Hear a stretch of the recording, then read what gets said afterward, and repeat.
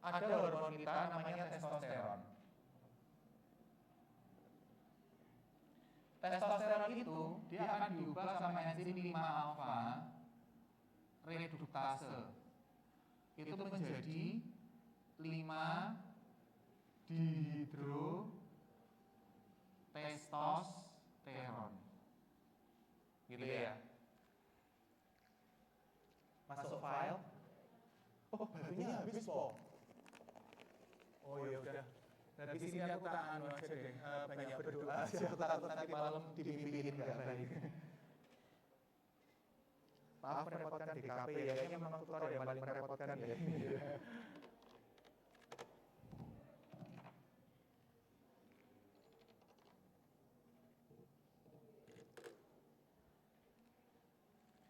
Oke. Nah, kemudian 5-dihidrotestosteron ini dia itu akan bertugas untuk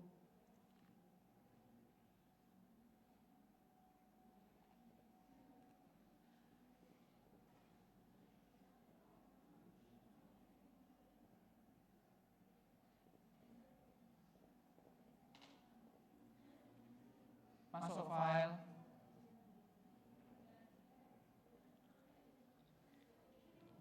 Bisa belum? Ya, betul. Nah, jadi tugasnya seperti ini. Oke? Nah, kalau 5-alfa reduktase itu dia tuh kalau kita hambat ini, ster itu dia ambil di sini.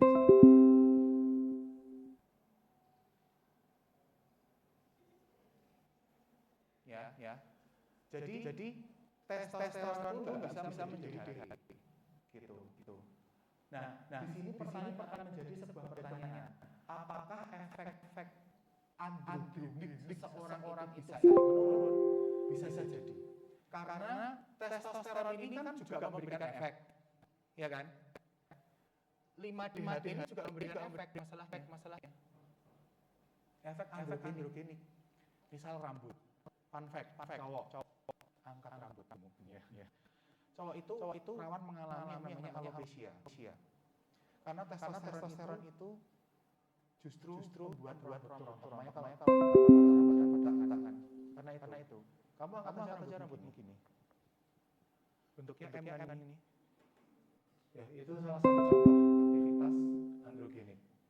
Bisa dilihat teman-teman nanti yang lain ya. Bentuknya M enggak gitu. Karena itu akan nanti makin mundur, makin bapak-bapak makin ke belakang mundurnya. Gitu ya. Gitu. Nah, makasih banget pas PPT-nya, Love. Nah, loh, pointernya? Oh itu. Oke. Nah, jadi ini untuk terkait dengan pemilihan obat. Nah, pemilihan obat kita itu ada ini. Kalau dia BPH dengan hipertensi, kamu pilihkan alfa 1 yang non selektif. Karena apa? Tadi alfa yang zosin itu tadi, itu ada efek hipotensi kan? Jadi kalau misalnya dia pasien BPH dengan hipertensi, berarti boleh diberikan zosin, ya kan? Jadi mengatasi BPH sekaligus mengatasi hipertensinya. Dapat ya? Oke. Kalau dia BPH tapi punya hipotensi, berarti kamu boleh nggak dikasih zosin? Enggak, berarti dipilihkannya yang tamsulosin atau silodosin. Gitu ya. Kalau BPH tok atau BPH-nya parah atau BPH dengan volume di atas 30 ya, itu diberikan steroid. Gitu ya. Gitu. Nah, kalau BPH dengan disfungsi ereksi, nah kita bisa tambahkan PDE5 inhibitor. Ditambah. Ya. Jadi steroidnya tetap tapi ditambah. Gitu ya. Ini boleh nggak Kak kalau 5-alfa reduktase? Boleh. Misalnya dutasterid sama tadalafil boleh. Nah, ini untuk informasi obat. Jadi kalau agonis alfa adrenergik, zosin, losin, terus obat yang antikolinergik seperti solifenasin, itu dia tidak bisa menurunkan volume prostat. Jadi prostatnya tetap segitu aja, tapi membuat rileks gitu loh. Makanya kalau kita di praktek itu kita kombinasi gitu. Kombinasi ini yang paling sering. Ya, contohnya adalah kalau di RSA itu Harnal Okas, ada kandungannya tamsulosin plus dikasih dutasterid atau finasterid. Jadi kombinasi itu apa? Volume prostatnya dikurangin, ototnya dirileksin. Dapat kan? Dapat? Dapat. Bisa pipis. Gitu, ya. Jadi ini mekanismenya tadi yang Mbak jelaskan ya. Gitu. Tuh. Nah, ini kalau misalnya, tapi kalau kombinasi ini, boleh nggak misalnya muscarinik sama alpha-1 blocker? Boleh, kalau misalnya volume prostatnya itu belum terlalu besar, tapi kok gejala pipisnya itu dominan. Misalnya baru jalan, kok udah keluar pipisnya. Bisa jadi, gitu ya. Nah, itu diberikan antagonis muscarinik, sisolifenasin atau tolterodin. Udah selesai? Selesai ya? Loh, beneran. Tapi asam basa belum sih. Mau belajar sendiri? Atau mau belajar soal? Soal? Boleh. Sebentar aja ya. Apa? 8 menit lagi, oke. Untuk catatan asam basa aku, kalian paham nggak? Hah? Ada. Udah tak upload di drive. Buka drive.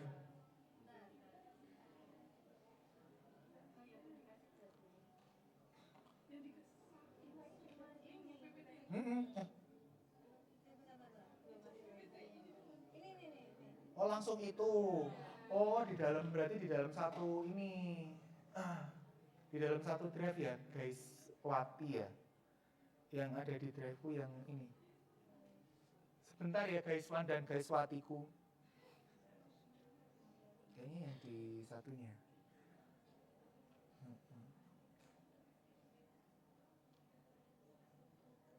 Dua Farter.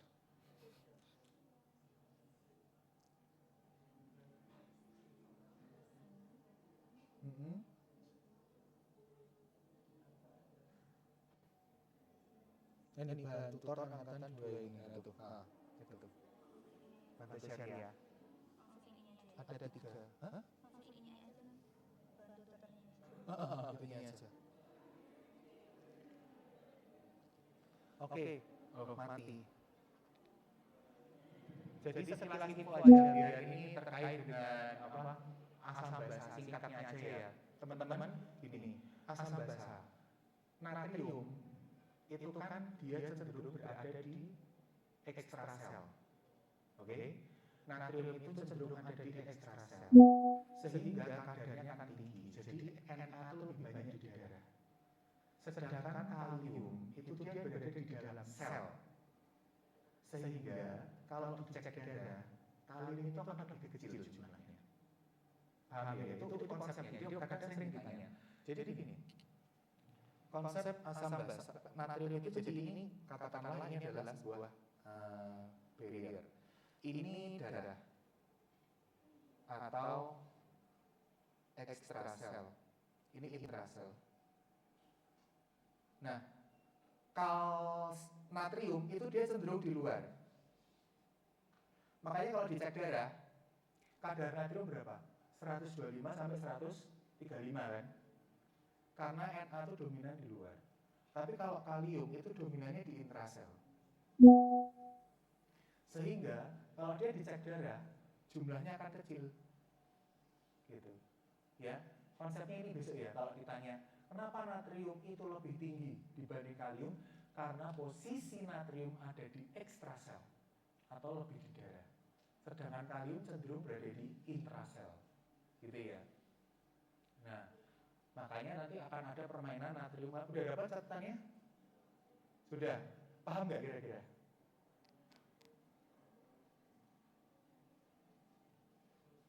Dengan catatan itu paham nggak?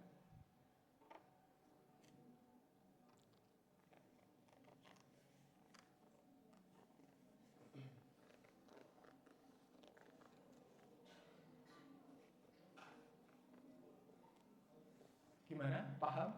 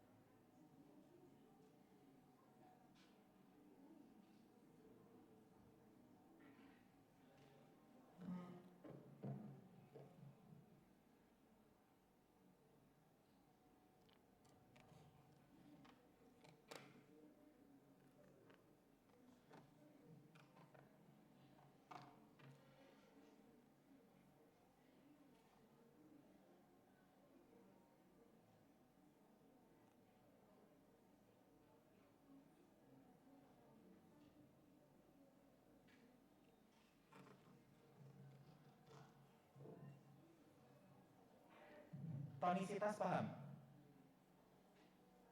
Tonisitas paham nggak?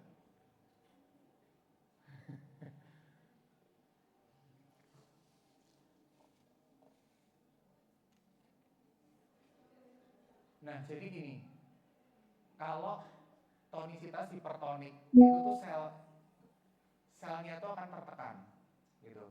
Jadi karena ini terlalu banyak Na, jadi selnya itu tertekan, gitu.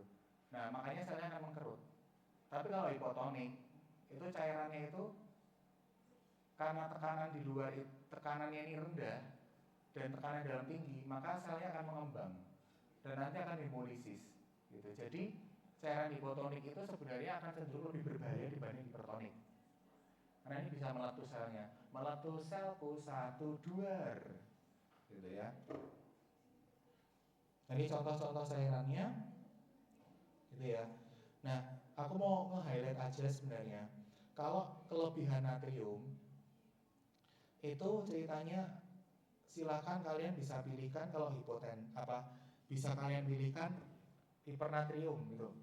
Nah, hipernatriemia itu boleh kamu berikan NaCl 0,9 tapi disertai hipotensi ya.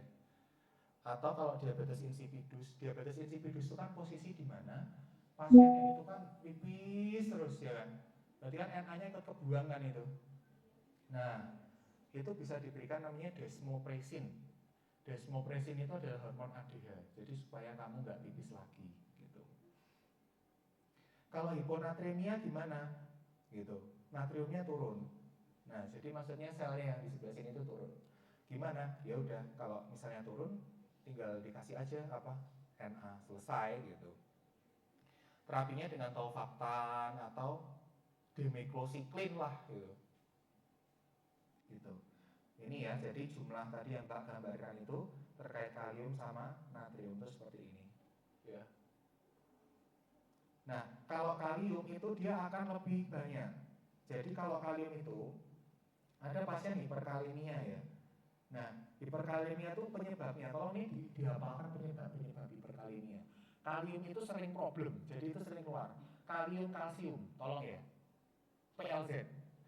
Jadi penyebabnya contoh beta blocker itu dia hipokalemia, hiperkalemia. ACI, ARB, spironolakton itu dia hiperkalemia. Oke? Nah, jadi terapinya apa? Nah ini hukum kalsium yang kedua. Oke? Kalsium berbanding terbalik dengan kalium. Itu kuncinya, dipegang. Oke? Nah, jadi itu ada, kalau misalnya dia mengalami hiperkalemia, nah itu kalian bisa menambahkan kalsium. Kalau ya bukan kalsium ya, bisa ini hiper atau hipo sih? Hiper ya. Oh iya, kalau hiperkalemia ditambahkan kalsium supaya kaliumnya naik kan? Karena hukum kedua kalsium berbanding terbalik dengan kalium. Oke?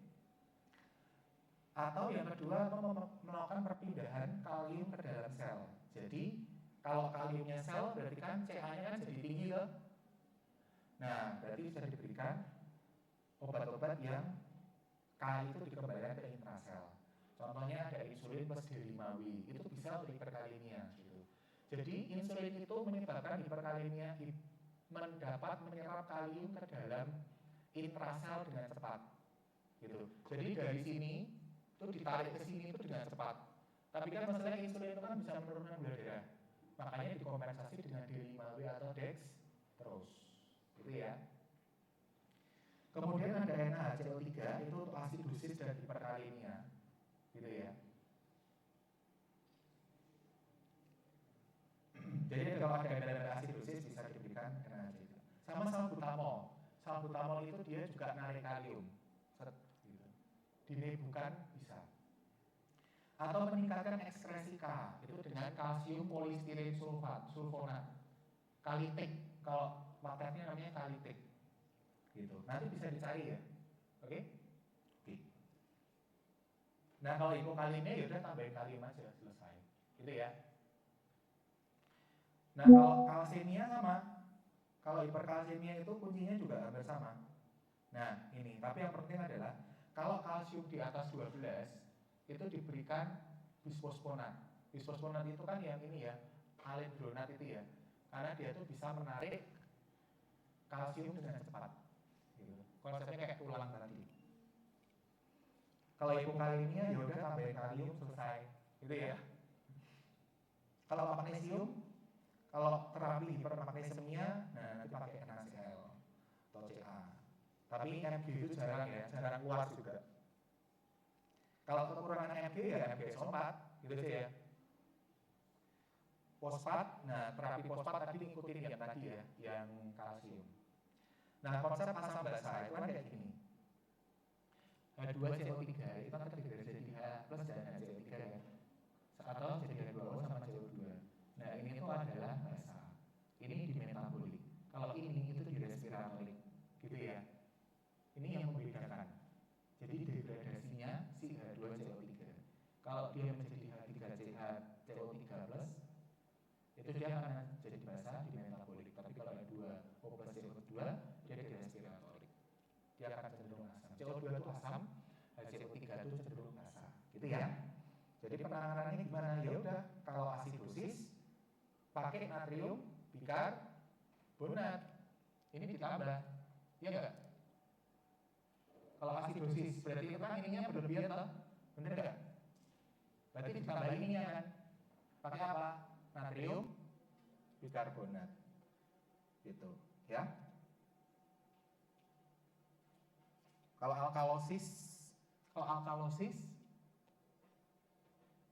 pakainya ini, KCl atau NH4Cl encer atau HCl. Kan itu minum HCl, kalau mau bunuh diri pakai HCl encer kayaknya paling cuman nanti jadi asidosis teman-teman ya.